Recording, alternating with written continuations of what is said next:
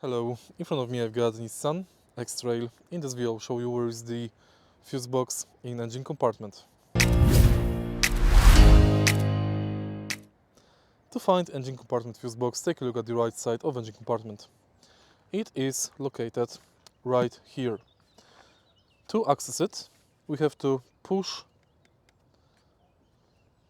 two locks on the sides and then we can open it.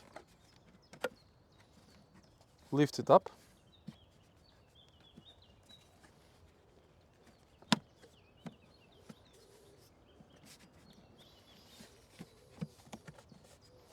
And there's another lock here.